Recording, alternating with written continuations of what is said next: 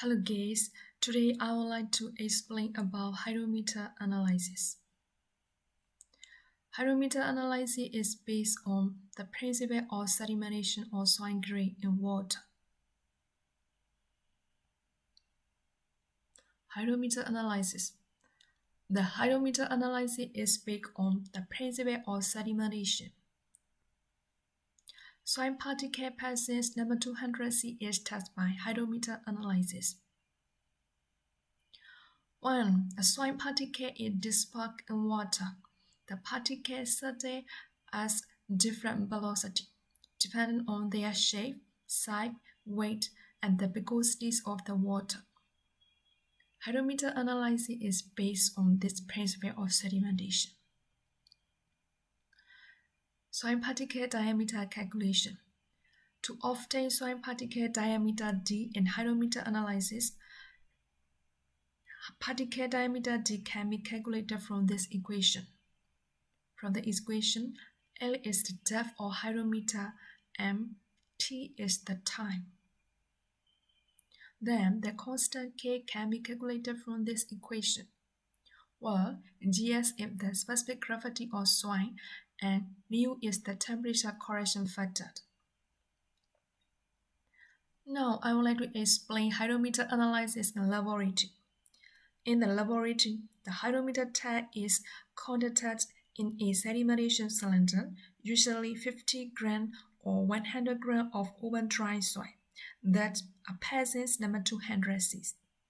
Sodium hydrometer phosphate is used as dispersion agent. Firstly, 125 grams of sodium hydrometer phosphate is mixed with 1 liter of water. It becomes the dispersion solution.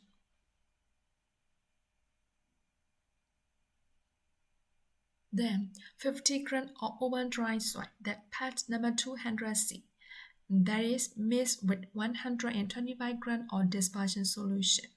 Then the soil and the dispersion solution are mixed in a beaker. Then take a 24-hour.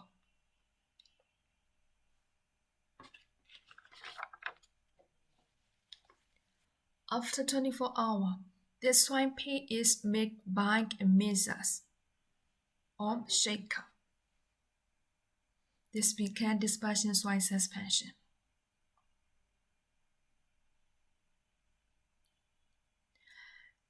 This dispersion soil suspension is placed in the 1000 ml volume cylinder.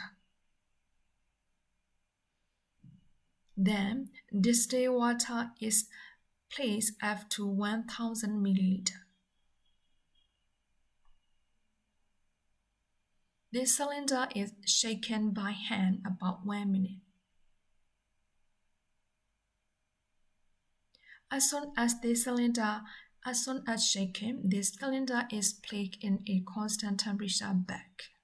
Firstly, the constant temperature bag is filled with water, and then the sedimentation cylinder is placed inside this constant temperature bed. As soon as the cylinder is placed into a water bed, the ATS-125 type hydrometer is placed in this sedimentation cylinder. And then it measures the read the height of hydrometer out of the time t. This is the measure from the step of sedimentation. It measures the specific gravity in the vicinity of its back and at a depth. The dark air is firstly read as the height of hydrometer r.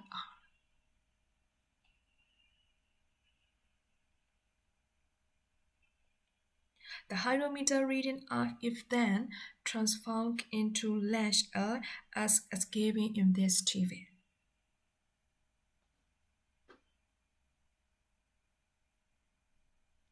Now I would like to explain about zero correction. Zero correction factor is obtained by difference between the reading of hydrometer in water and the reading of hydrometer in dispersion solution.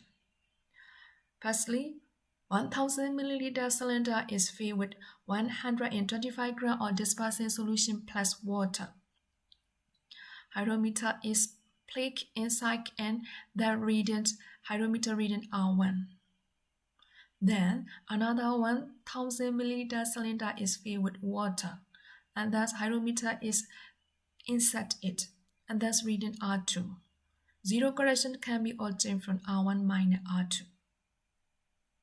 After obtaining zero correction factor, we can calculate the hydrometer analysis specification. The first column is the time t, and the second column is hydrometer reading at a time t.